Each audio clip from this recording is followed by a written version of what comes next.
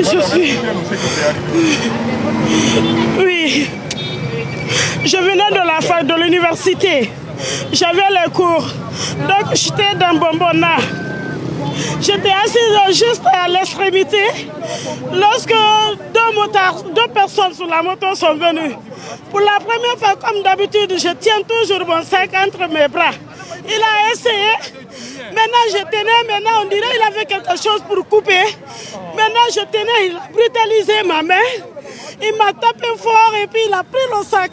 Il est allé. Il était en moto. Je voulais descendre, mais le bonbonna était en vitesse. Et celle aussi, qui était à côté de moi, lui, voilà, ce sont mes trucs. Lui, il n'a pas voulu que je descende. On me dit, ne descends pas. J'ai dit, mais c'est toute ma vie, le sac.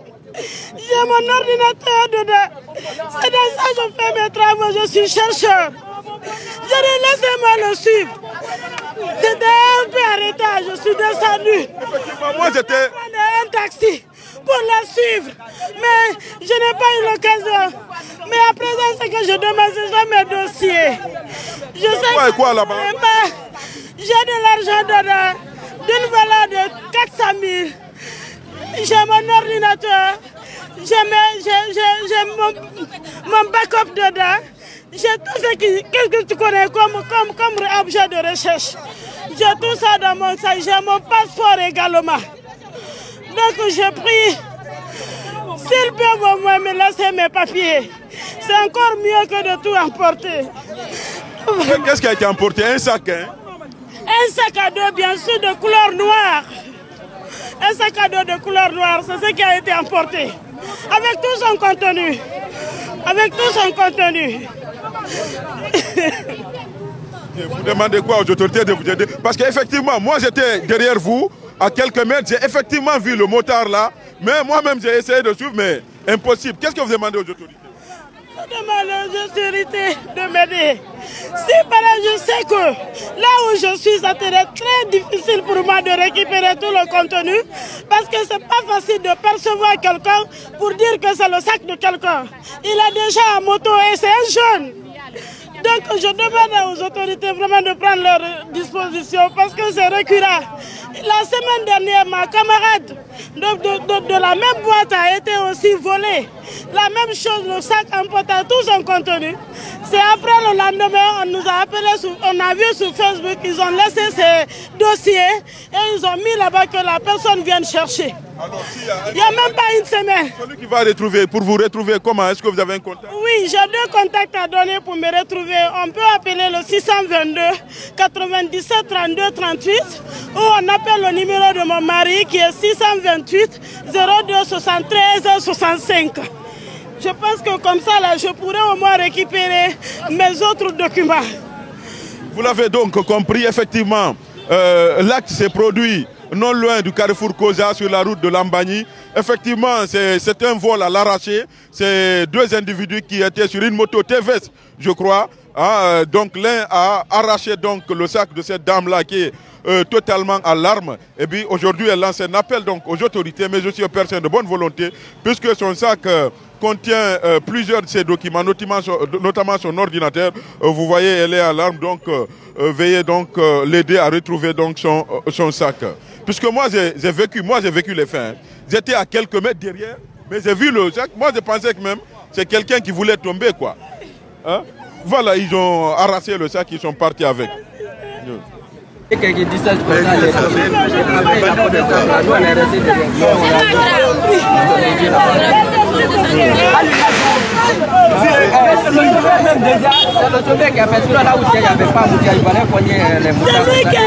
cogner, oui, il allait cogner.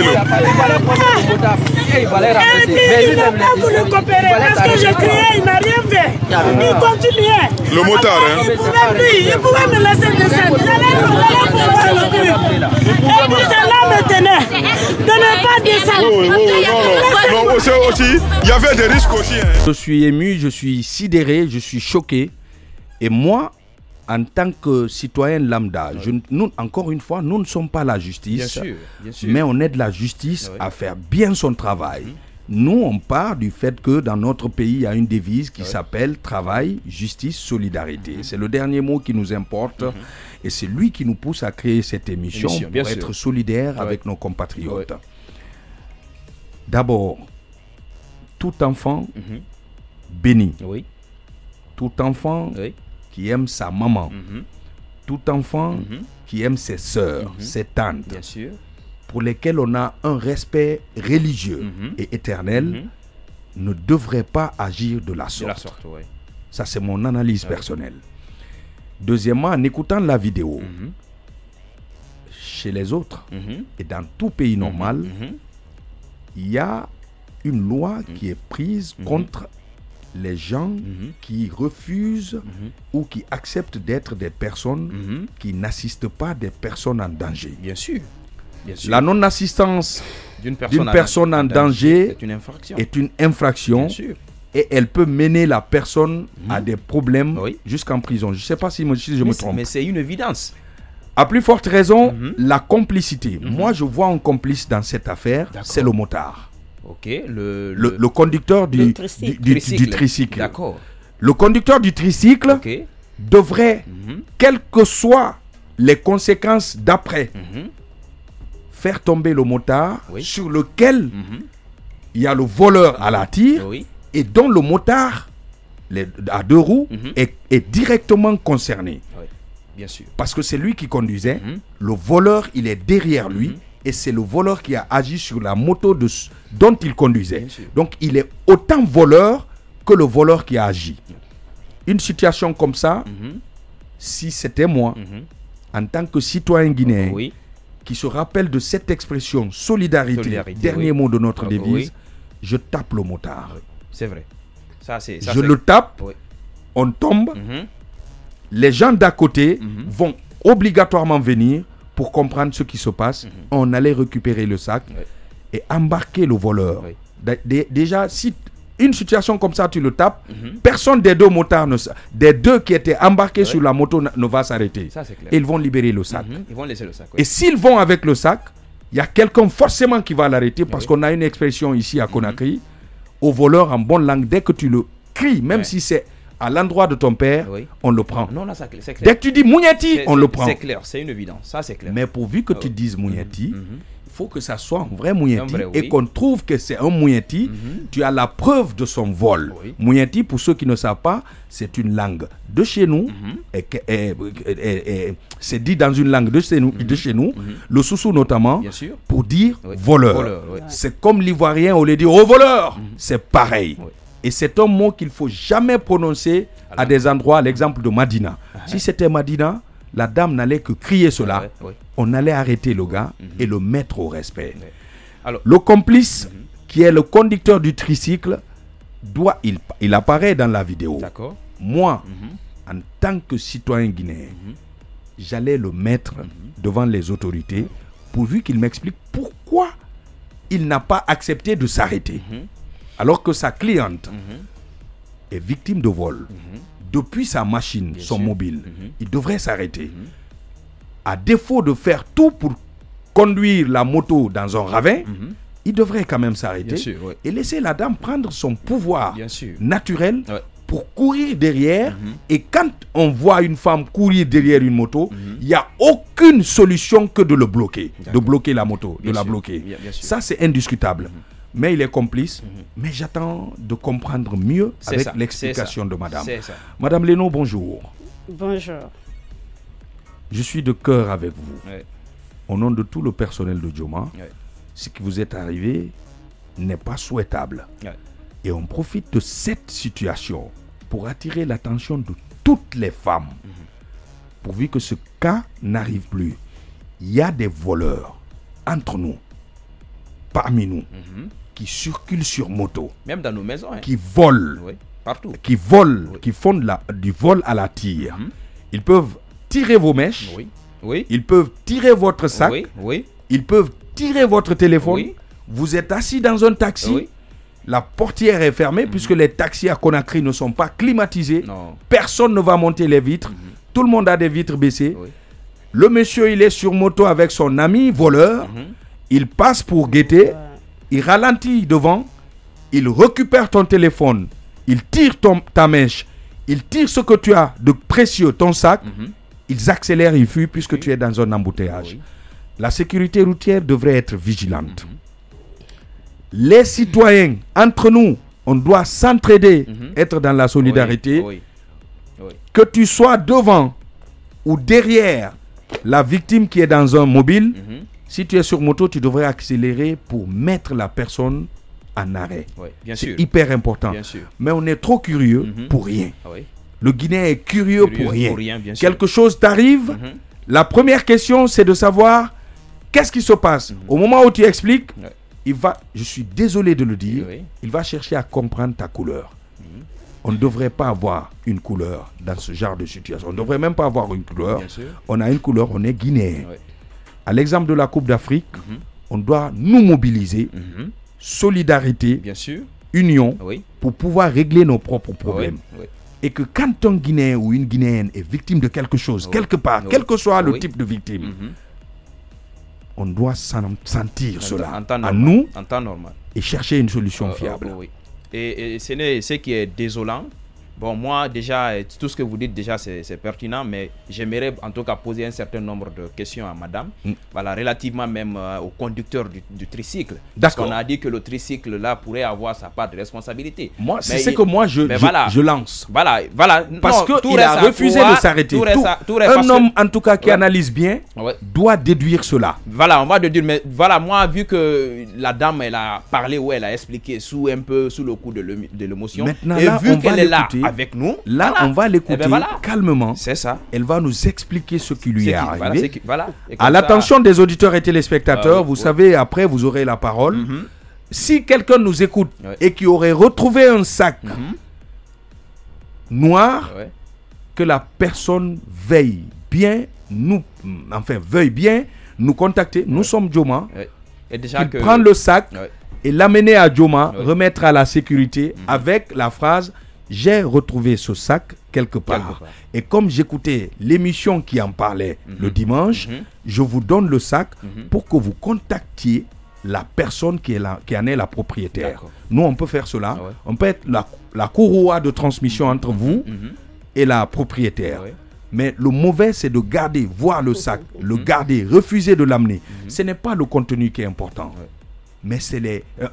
ce n'est pas l'argent qui est important dans le sac, mais c'est les documents. Les documents d'une chercheuse. Chercher, on ne le fait pas en une heure, pas en un jour, pas en une semaine, pas en un mois. C'est des années de travail qui se trouvent dans ce sac, dans cet ordinateur. Ces documents, c'est des documents authentiques qui expriment les notes d'une recherche ou de plusieurs recherches sur lesquelles cette dame doit travailler.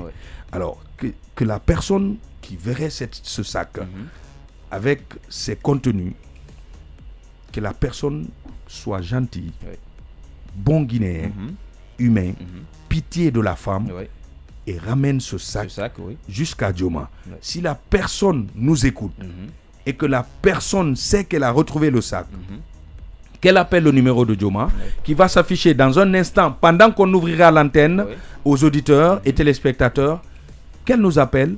J'ai retrouvé le sac, il se trouve à tel endroit, ou je vous envoie le sac à Djoma, ou trouvez-moi à tel endroit, ou le mieux d'ailleurs, ramenez le sac chez le chef de quartier ou le poste de police. Bon, police, gendarmerie, ça va vous faire peur, mais ramenez le sac chez le chef de quartier le plus proche.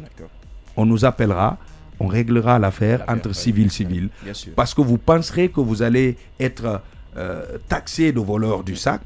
Remettez le sac au chef de quartier ou le chef de secteur avec les documents, que la dame puisse continuer son travail tranquillement.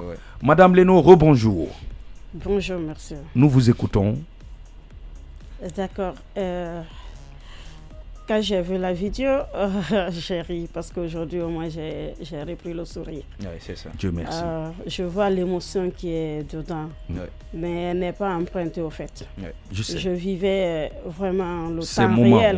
Exactement. Je tombais du ciel quand ça m'était arrivé. Je quittais l'université. Je travaille au CERFIC. CERFIC, c'est un centre de recherche.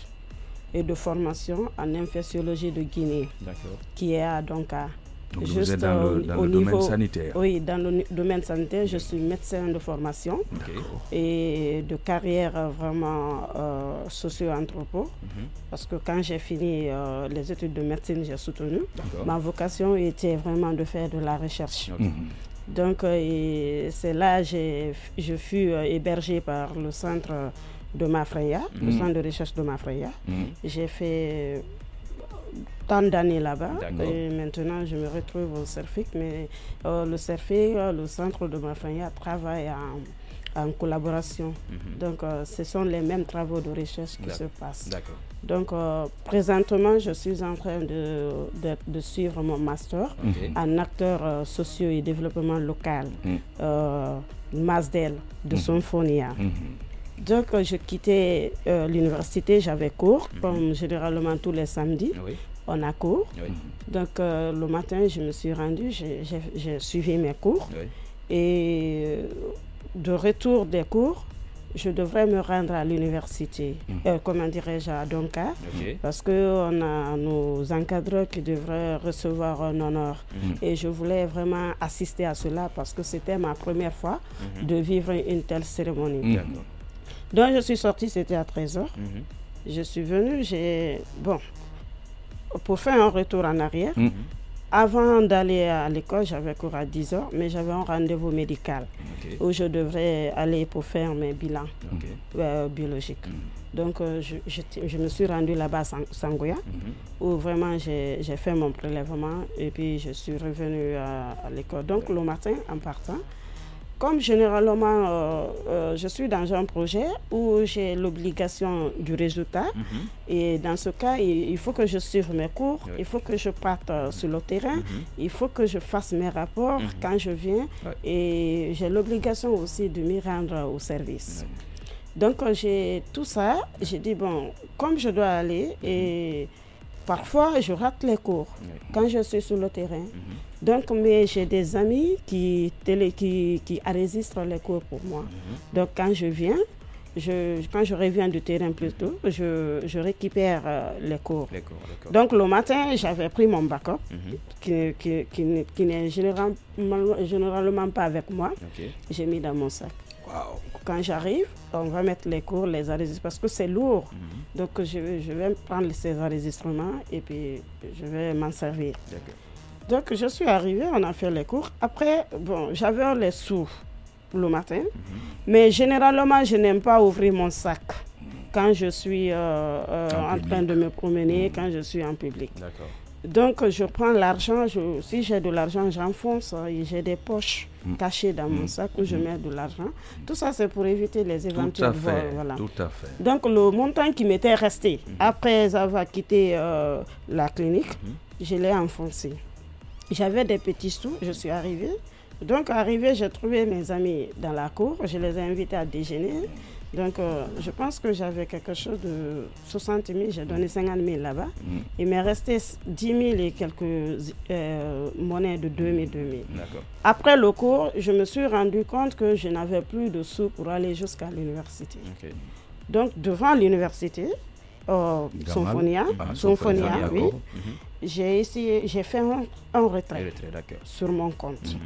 Donc cet argent, quand je porte mon sac au dos, entre mon sac et mon dos, il y a une petite poche externe. Donc c'est là-bas que je mets les jetons pour les reprendre très rapidement, pour ne pas ouvrir chaque fois mon sac et m'exposer à d'éventuels. Voilà. Donc ça s'est passé comme ça et je suis venue, il y a un conducteur de tricycle qui stationnait à peine. Je l'ai demandé et je dis, monsieur, vous partez où? Il me dit, et vous? Et il y avait combien de personnes dans ce tricycle? Il y avait une dame. Oui. Peut-être si elle suit aussi cette émission, elle pourra aussi témoigner. Mais elle était marchande parce qu'elle avait de l'oignon attaché, mais dans un grand bol sur ses cuisses, oui, sur ses jambes. Donc, et quand l'acte s'est produit, la dame était encore dans le tricycle? Non, d'accord. Elle a débarqué avant. Elle a débarqué à Fulamadina. D'accord. Donc, il me demande, et toi, tu vas où? Je dis, moi, je vais jusqu'à Madina. Vous étiez 2 en ce moment? Oui. Là. Elle, je l'ai trouvée. C'est moi qui venais la trouver. Je parlais de quand la dame a débarqué à Fula Madina. Ah oui, c'est qu'on n'est pas arrivé là-bas. Là où il m'a pris, je suis là-bas. D'accord. Là où il m'a pris. D'accord. Donc, il me dit, monte. Je suis montée. Et comme j'avais acheté les feuilles de manioc, généralement, je n'aime pas les acheter au marché. Je les achète et puis je viens laver moi-même, je pile pour les cuisiner. Donc, j'avais acheté ces deux attaches. Maintenant, j'ai mis derrière. Maintenant, on a avancé. Arrivé au niveau de la blouson de Symphonia, il a ralenti parce qu'il y avait un événement. Il y avait un événement de remise. D'accord. Mais pour moi, quand il a ralenti, c'était pour prendre les champs. En ce moment, quand il a ralenti, vous étiez combien? Toujours 3? Nous étions toujours 3. D'accord. Maintenant, quand il a ralenti, il a perdu au moins quelque chose d'1 minute. Pour moi, il a ralenti, c'était pour prendre les gens. Parce qu'il pouvait plus avoir d'opportunités. Il y avait beaucoup quand même de tricycles qui étaient là, quoi. Mais après quelque temps, il a continué, il n'a pris personne. On est allé jusqu'à Fula Madina.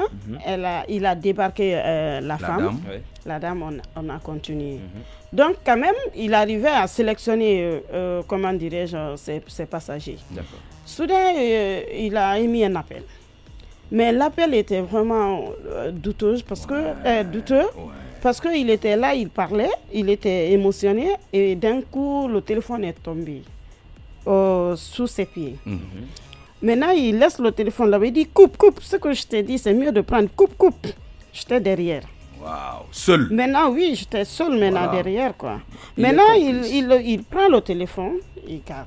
Mais depuis là, il faisait des arrêts non justifiés. Et moi, dans mon intérieur, je disais, mais le monsieur, il ne sait pas que je suis pressé.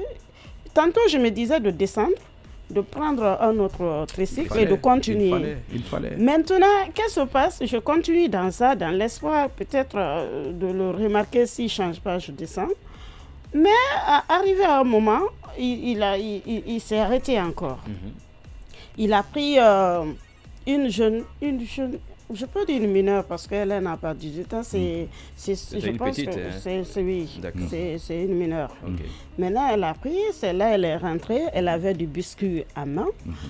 Elle a pris, elle m'a donné, j'ai dit non merci. Elle a forcé, elle dit non, tati, tiens. J'ai dit non, je ne prends pas de la sucrerie. J'ai dit donc merci beaucoup. On a continué. Donc, on venait, mais il était très agité quand même. Et je le regardais, je l'ai quand même bien perçu. Je l'ai bien perçu. C'est-à-dire qu'aujourd'hui, si vous le revoyez... D'habitude, quand je monte dans les tricycles, il se peut que je ne perçois pas vraiment le conducteur. Mais lui, je l'ai bien perçu parce que il avait attiré votre... Merci, il avait attiré mon attention. Donc, on a continué et arrivé à Lambagny, également au niveau de 6 médias, le Carrefour, il a pris une autre jeune fille, mais de presque le même âge que l'autre. D'accord. Je peux dire que pour les personnes qui étaient dans le tricycle, j'étais la plus âgée. D'accord. Il y avait une autre de l'autre côté, mais de son côté, il n'a plus personne. Donc, il n'y avait que des femmes. Ok. On a continué. Donc, généralement, quand je porte mon sac, si je suis dans un tricycle et même dans le véhicule, c'est devenu une habitude. Même quand je suis avec mon mari dans son véhicule, j'aime toujours prendre, si j'ai le sac, je mets toujours ma main entre les portes. Vous l'enfilez pour ne pas je l'enfile. Tout à fait.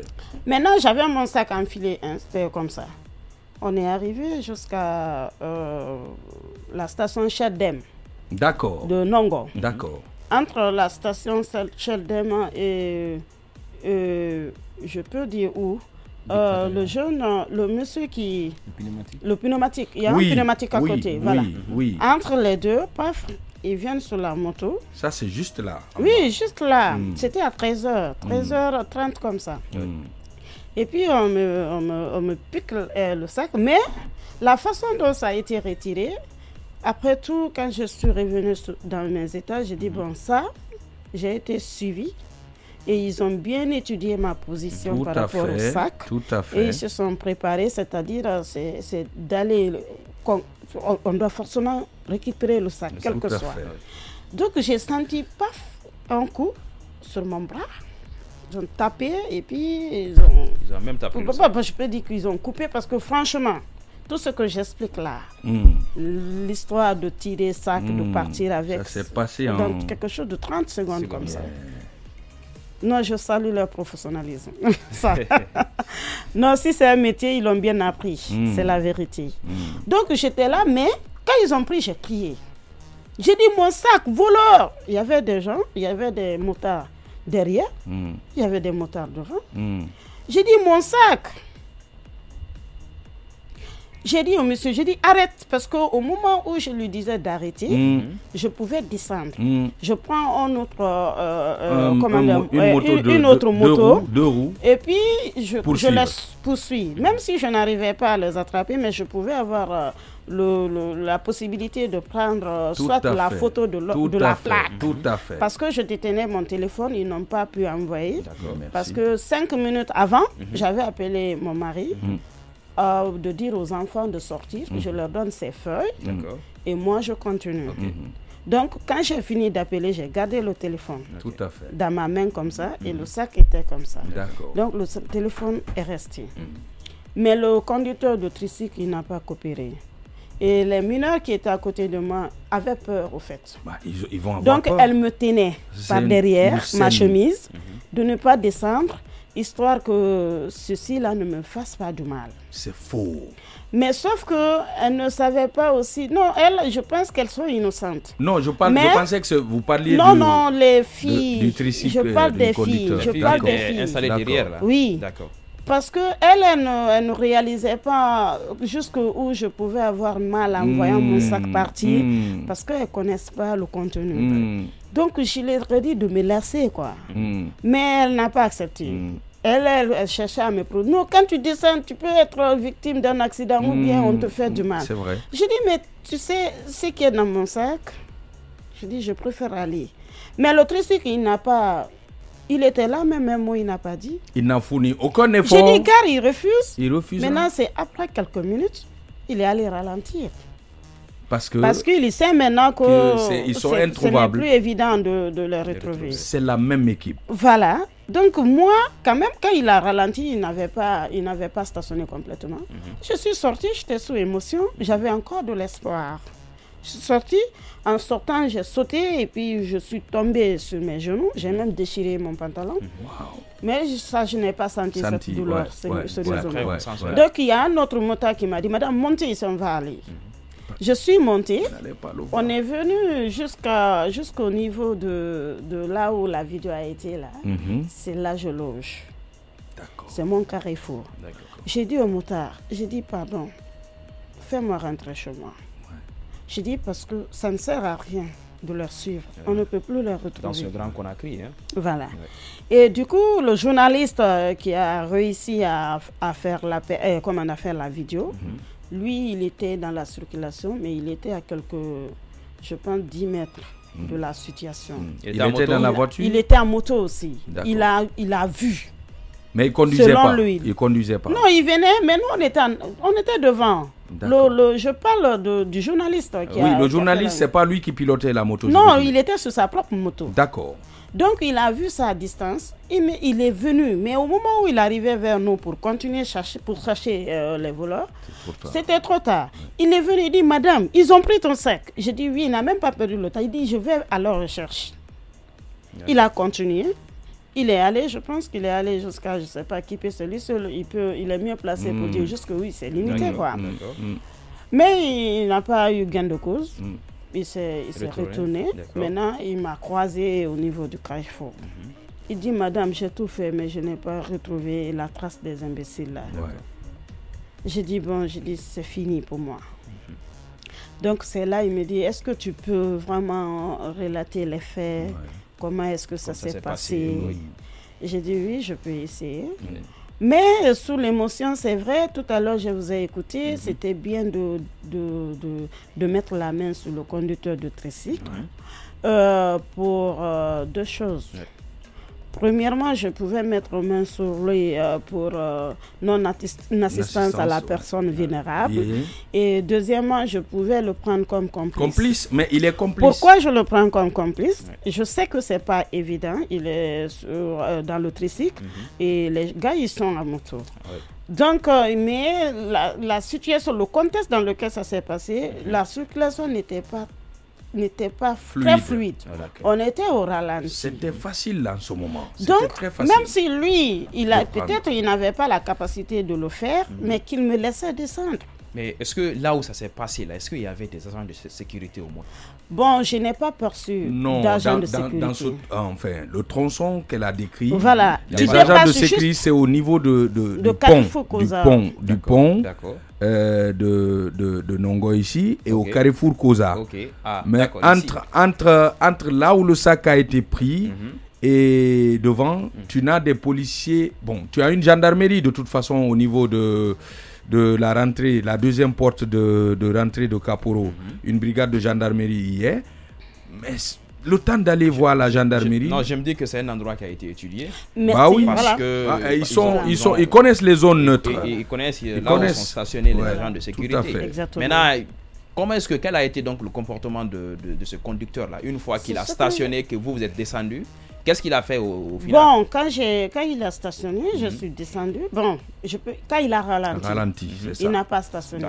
Mais il a ralenti, il n'a vraiment pas voulu coopérer. C'est la vérité, il n'a vraiment pas voulu m'accompagner, je le dis haut et fort. Parce que s'il m'accompagnait, il pourrait mieux aussi m'encourager.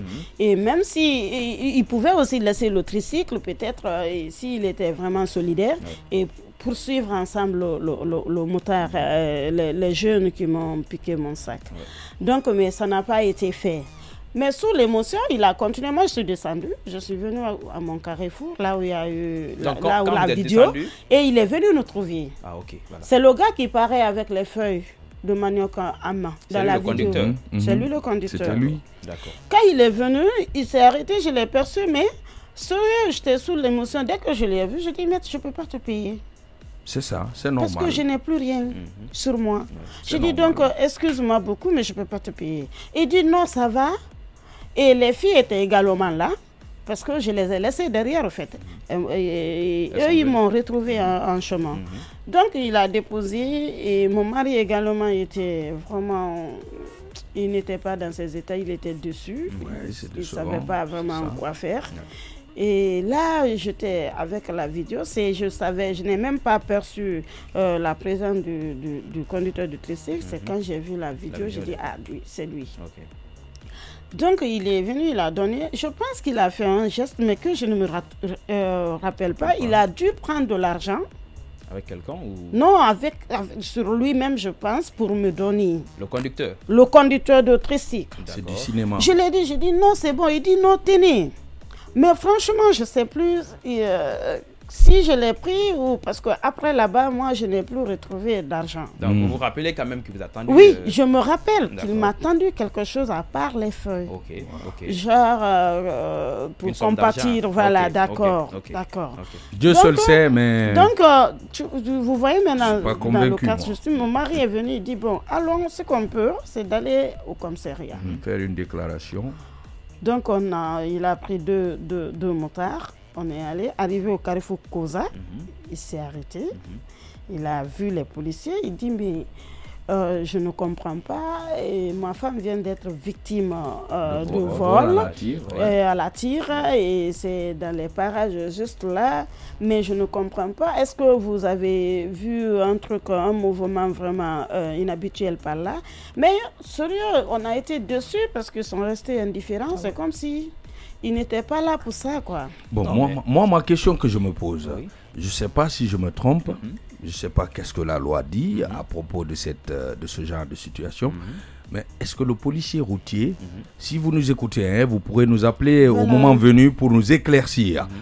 Encore une fois, nous ne sommes pas la justice, mais nous posons des problèmes, nous écoutons nos compatriotes, nous cherchons à leur proposer des solutions et voir si nous-mêmes on peut trouver la solution à la chose. Ça nous a réussi plusieurs fois dans d'autres émissions. Et on vous parlait tout à l'heure du débat de la semaine dernière et qu'aujourd'hui, c'est le Conseil national de la transition qui a appelé les gars pour aller amener leur projet parce que c'est un projet digne. Il faut que le Conseil national voie comment est-ce qu'ils vont homologuer cette histoire de tarifs de location. Ce matin, nous parlons de ce vol à la tire dont a été victime Madame Leno, qui est d'ailleurs en compagnie de son mari dans ce studio, et auquel nous passerons la parole pour nous dire exactement comment il s'est senti, qu'est-ce qu'il a pu faire. Mais est-ce que la police routière, je pose vraiment une question aux auditeurs et téléspectateurs, que vous soyez policier routier, ce serait mieux de nous expliquer, mais est-ce que quand une situation comme ça arrive, quand bien même que vous êtes une force de sécurité, la police est une force de sécurité comme la gendarmerie, mais vous êtes là, c'est pour réguler la circulation. Mais est-ce que quand une situation de vol arrive, vous avez la latitude, l'autorisation d'intervenir? C'est ma question à l'endroit de tous ceux qui maîtrisent la circulation routière, qui sont des citoyens lambda, des hommes de loi ou qui sont d'ailleurs des policiers qui pourront mieux nous expliquer cela. Quand bien même que la police te dit toujours, nous ne nous exprimons pas, nous sommes de la grande muette, on ne donne pas notre avis par rapport à cette situation. Bon, pour cette question, c'est une question qui est vraiment importante. En temps normal, vous savez, dans un État, il doit y avoir ce qu'on appelle la police administrative et la police judiciaire. Tout à fait. Les polices routières là font partie de la police administrative. Leur rôle principal, c'est de régulariser la circulation et veiller sur la sécurité des gens. Donc, en temps normal, lorsqu'il y a une telle forfaiture, ils doivent bien sûr réagir. Ils ne doivent pas rester indifférents, c'est leur travail. Mais sauf que ce qui est désolant, dans ce pays, notre police administrative ne fait pas très bien son rôle. En temps normal, lorsque le policier administratif a connaissance de la commission d'une infraction, en temps normal, il doit œuvrer pour non seulement essayer de réunir les éléments qu'il a sous sa main là-bas pour qu'il puisse les remettre à la police judiciaire. Parce que c'est à la police judiciaire de juger et de situer les responsabilités. La police administrative, lorsque les agissements qui échappent à la police administrative occasionnent directement l'intervention de la police judiciaire. C'est-à-dire la police administrative est préventive et la police judiciaire est curative. C'est quand le problème surgit que la police judiciaire doit intervenir. C'est comme la Croix-Rouge et les médecins du corps. En temps normal. Mais sauf que ce qui est désolant aujourd'hui, nos policiers administratifs, tout ce qu'ils savent, c'est de commander. Il y en a des gens qui ne le font pas.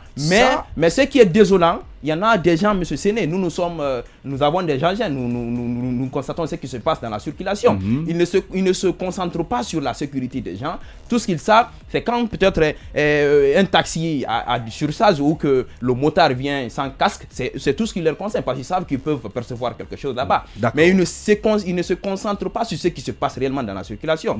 Ce qu'elle est en train de dire, c'est quelque chose qui est devenu récurrent dans la société. Aujourd'hui, dès que tu oublies, même une seule seconde, directement on vient te retirer ton téléphone ou ton sac. Ils sont beaucoup plus concentrés sur les véhicules, en fait les mobiles, que les humains. Bien sûr. Or la route est une voie ouverte à la circulation dont le piéton est prioritaire. Donc aussi vous êtes à concentrer sur les véhicules, les mobiles, les machines. Concentrez-vous aussi sur l'attitude, le comportement, les agissements des voisins aux machines, c'est les humains. Bien sûr, ce sont des gens actuellement, M. Séné, on voit dans la circulation. Les policiers aujourd'hui essaient de sélectionner, ils repèrent les gens. Tu es dans ta voiture bien climatisée, on vient, c'est repos. Mais quand tu es sur ta moto, tu es comme ça. Bon, certains policiers, pas tous. Il y en a qui sont très corrects. Non, on peut pas leur mettre tous dans une même boîte. Il y en a des gens qui font, mais ça on leur voit. Déjà, il y a un qui a été récompensé même au Carrefour Cosa ici. Voilà, on ne peut pas leur mettre tous dans une seule boîte. Mais ce qu'il faut signaler, ils sont nombreux aujourd'hui qui ne font pas leur fonction. Qui font du business. Voilà, ils font du business. En temps normal, est-ce qu'il ne faut pas s'interroger sur la qualité de la formation reçue par ces gens-là? Est-ce qu'ils sont bien formés pour cela? Sinon, en temps normal, M. Séné, ce qui s'est passé entre ici, Carrefour Cosa et Lambaye, c'est là-bas, madame, entre Carrefour Cosa et Lambaye, en temps normal, ces policiers devaient agir. Mais ici, nos policiers ne regardent même pas l'allure des conducteurs. Lorsque tu prends, lorsque tu vois quelqu'un rouler avec une certaine allure, en milieu urbain, voilà, tu dois t'interroger. En milieu urbain, autant pour moi. Voilà, tu dois t'interroger. Mais tu vois les gens avec des allures. Il file d'une façon, soit il a de la drogue, ou bien il a la tête d'un humain, ou bien. Vous devez faire attention à tout ça. Il y a des vitesses qu'on ne doit pas adopter en circulation. Milieu urbain, c'est pas possible. Bien sûr. Que ça soit une moto, un vélo, un rouleur de cerceau ou un véhicule. Il faut tout de suite le stopper et vérifier. Mais vous préférez arrêter les gens qui roulent normalement qui ont mis leur ceinture de sécurité. Mais puisqu'ils sont dans des véhicules de valeur, ils ont une belle tenue. Bien sûr. Vous préférez arrêter ces gens pour demander les documents. Et c'est ce qui est alors désolant. que le farfelu, le malfrat, il est sur la moto qui passe à côté de toi. À peine elle peut te taper.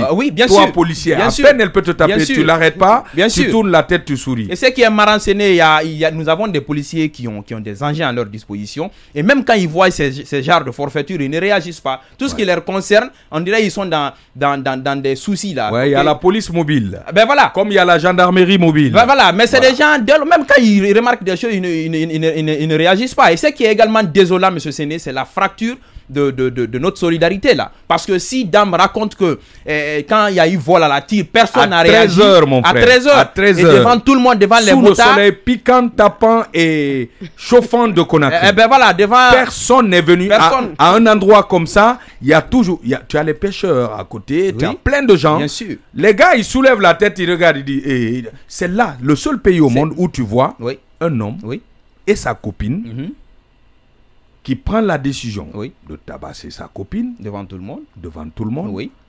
Au vu aussi de tout le monde. Les gens passent, ils se font une idée dans la tête. Ah, cette fille-là, c'est une fille libre, laissez entre eux.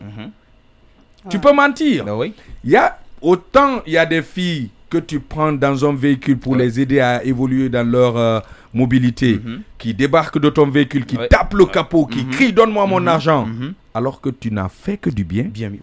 Autant il y a des hommes qui harcèlent des femmes bêtement et qui font semblant de tenir une relation avec la personne alors qu'il n'y a rien. C'est juste pour la faire du mal. Voilà. Et M. Séné, il vous souviendra même que ce n'est pas le premier cas dans lequel il nous a été raconté que quand il y a des forfaitures actuellement en Guinée, personne ne réagit. Il n'y a pas d'action. Ce n'est pas la dame qu'on avait reçue, la dame qui avait été victime de brûlure là, lorsque l'action s'est passée, personne ne l'est venu en aide. Personne. Sauf quelques curieux qui par après, elle avait fini de perdre toute sa peau. Ben voilà. Et c'est en ce moment qu'on est venu la sauver. Heureusement que, comme on le dit en Guinée, sinon elle allait rester dans cet accident. Ça c'est clair. Et puis elle n'a pas été la seule personne qui a témoigné. Il y en a, on a reçu beaucoup. Donc c'est quelque chose qui ne se doit pas dans ce pays-là. Normalement, avec cette devise, la solidarité, là, nous devrions tenir compte de cette solidarité.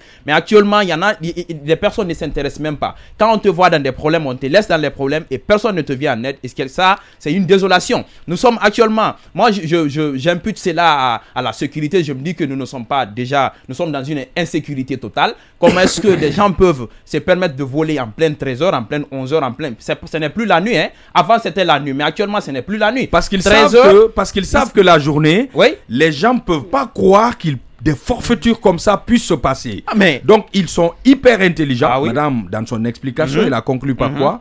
Je respecte leur professionnalisme. Bien sûr, bien sûr. De malfaiteurs. Et puis vous savez qu'il y a des cas de complicité, hein. Il y a des cas de complicité qui peuvent susciter, hein. Mais voilà, moi vu que à la fin Dame a mis un accent sur la bonne foi du conducteur qui lui aurait tendu une somme d'argent, mais moi je me dis que c'est du cinéma. Mais voilà, ça peut être du cinéma, c'est parce que c'est une femme.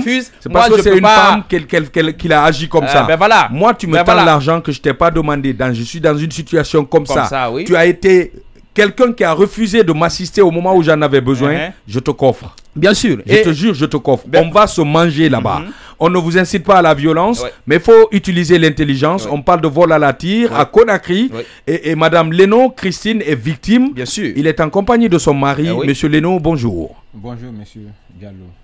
Qu'est-ce que vous sentez quand vous écoutez toute cette conversation qui se passe entre votre femme, votre épouse et nous? Bon, à vrai dire, ce qui se passe, pour moi, ça ne devait pas se passer.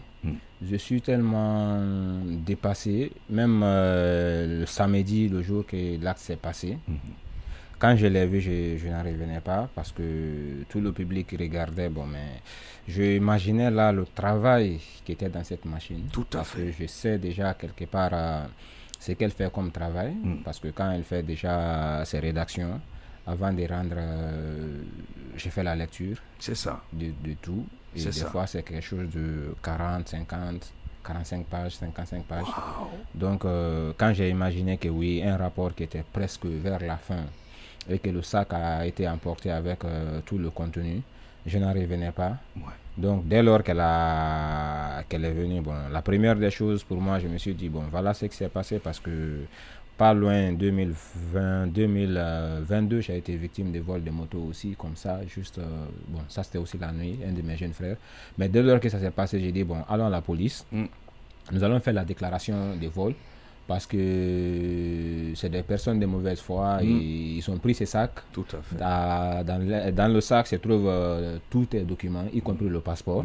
Ils peuvent aller, par exemple, continuer le sale boulot, peut-être sur le même trajet ou dans un quartier. Tout à fait, parce qu'on aurait appris que même le même jour, il y a eu 3 cas comme ça, sur le même tronçon. Sur le même tronçon. Et qu'on arrivait à mettre main sur eux, il y a ton passeport dans le sac. Directement, peut-être que la police ou la gendarmerie qui met main sur eux prend ton passeport. Et s'ils veulent même, on peut même le laisser partir parce qu'on a déjà une identité. Là, on peut aller directement t'écrire. Le moment pour les autorités de se rendre compte que toi aussi tu es l'une de leurs victimes, tu vas un peu en pâtir. Donc, allons à la police, on va faire la déclaration de vol.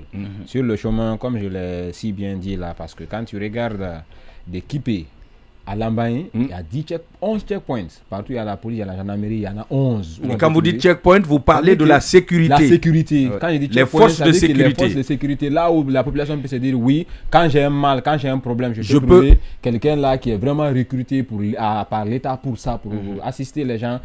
Tu peux trouver, en tout cas, il y a 11 points où on peut trouver la police et la gendarmerie. D'accord. Du centre émetteur jusqu'au rond-point Lambaye. Un tronçon, à mon avis, qui ne fait même pas 10 km. Est-ce que vous voyez? Donc, du coup, on est parti à la police, au commissariat central de Ratoma, pour faire la sous le Baobab. Non, même pas sous le Baobab. Ici, vers le stade. D'accord. C'est le commissariat central de Ratoma. D'accord. Donc, arrivé là-bas, je vous assure que c'était samedi. Mais vraiment, c'est comme si l'administration ne fonctionne pas samedi. C'est comme si samedi, la police ne travaille pas samedi. Vous parlez dans le micro. C'est comme il n'y a pas de sécurité samedi. Oui, c'est comme samedi, quelqu'un ne tombe pas malade samedi. C'est comme samedi, quelqu'un ne peut pas être victime samedi. On nous dit que le secrétaire qui doit enregistrer la plainte, il n'est pas là. Donc, vous voulez nous dire que les samedis, dans des commissariats, comme vous les avez vécu, au niveau du commissariat central de Ratoma, il n'y a pas un service minimum. C'est comme si tu me disais, excusez-moi de vous tutoyer, c'est comme si tu me disais que dans une usine, il n'y a pas d'astreinte. Oui, parce que samedi arrivé là, le secrétaire qui devait enregistrer n'était pas. Donc on est resté heureusement, et la commissaire principale de police, la numéro 1 de là-bas, elle était sur place. On a essayé d'un peu d'échanger avec elle. Et c'est une femme? C'est une femme, elle a compati avec madame. Donc voilà, là on a fait la plainte, on a fait la déclaration de vol. Je la tire chapeau. Mais je vous assure que samedi, ils n'ont pas pu enregistrer le document de vol pour attribuer un numéro. Wow. Il a fallu qu'on nous dise de revenir lundi à 10h afin qu'ils puissent attribuer le numéro pour nous donner le document. Et ça, c'est fait? Oui, c'est fait. Le lundi, je suis parti pour faire. Donc, ce qui est resté dans ma tête pour dire que l'enquête n'était pas ouverte. C'est ça. Samedi, dimanche, le gars, il était libre. Aucun policier n'était mis sur le coup. Il y avait rien, aucune action n'était prise. Mais lundi, tu ouvres l'enquête. Pour des choses comme ça, je pense que c'est, pour moi, le minimum. C'est une priorité. C'est une ça n'a pas été une priorité pour eux du tout. Donc l'enquête c'était très minime pour eux, pour faire une enquête, pour trouver vraiment le truc. Alors, moi je vais vous dire une chose. La police guinéenne, elle est très forte. Je suis en train de vous dire quelque chose qui est réel. Si vous avez porté plainte, ils ont enregistré la plainte, cette police guinéenne de cette république des 245 857 km², si elle a la volonté, elle peut arrêter ce malfrat. Est-ce que vous avez une idée sur le type de machine que ces malfrats conduisaient? C'est une moto, mais il y a plusieurs types de motos. Hein. Même le tricycle est une moto. Mais quel type de machine ces malfrats utilisent? Est-ce que c'est des... Désolé de parler des marques de motos, des Yamaha, des TVS, qu'est-ce qu'on trouve ici? On a des Honda, des KTM. C'est quel type de machine? Non, mais je pense que c'est très compliqué pour moi. Je veux dire exactement c'est quel type. Parce que c'est des personnes auxquelles je ne m'attendais pas. Donc, et puis, est-ce que la machine, là, en fait... Mais l'information qu'on a avec la police... Bon, si c'est avec la police que vous avez... Excusez-moi. Si c'est de la police que vous avez cette information, ne la dites pas. D'accord, c'est voilà, gardez-la, parce que vouloir le dire sur les médias, ça peut compromettre un peu les enquêtes. Il peut changer l'engin. Exactement. Donc, ne dites pas le type d'engin si c'est la police qui vous a dit. Donc, ça veut dire qu'il y a espoir de retrouver, parce que ce type d'engin que la police vous a annoncé est déjà ciblé et ils vont veiller là-dessus. Donc, qu'est-ce que l'État a proposé comme solution pour essayer de pallier à cette infraction aujourd'hui qui prend de l'ampleur? Je me dis, est-ce qu'il ne serait pas nécessaire d'infliger une lourde peine à ces voleurs? Parce que on ne peut pas quand même cautionner, on ne peut pas voir quelqu'un voler un engin aujourd'hui, parce que ce n'est pas tous les voleurs quand même qui échappent, qui échappent à la foule. Il y a des voleurs, quand on les arrête, après 3 mois, on leur voit dans la circulation, c'est énervant. Donc, est-ce que l'État ne devrait pas essayer de revoir un peu la peine? Est-ce qu'on ne va pas mettre la peine un peu plus haut? Parce qu'il ne faut pas voler aujourd'hui, 3 mois, 4 mois, qu'on te revoit. Est-ce que les peines ne doivent pas aller même maintenant jusqu'à maintenant 5 ou 7 ans? Parce que c'est prévu quand même dans le 373 que lorsque vous commettez un acte de vol ou une infraction de vol, vous devrez être puni en temps normal de 1 à 3 ans quand il s'agit de vol simple. Mais ce vol à la tire qui s'est commis ou qui s'est réalisé dans un automobile, la loi met ce genre de vol parmi les circonstances aggravantes de vol. C'est-à-dire que si vous commettez un vol simple, le vol simple doit être réprimé de 1 à 3 ans. Mais si le vol est commis avec l'une des 2 circonstances aggravantes qui est énumérée par les dispositions de l'article 374, la peine doit quitter maintenant de 1 jusqu'à 7 ans et l'amende doit être beaucoup plus élevée. Mais ce qui est un peu, je ne sais pas pourquoi on le fait, mais généralement les voleurs ne durent pas dans les prisons.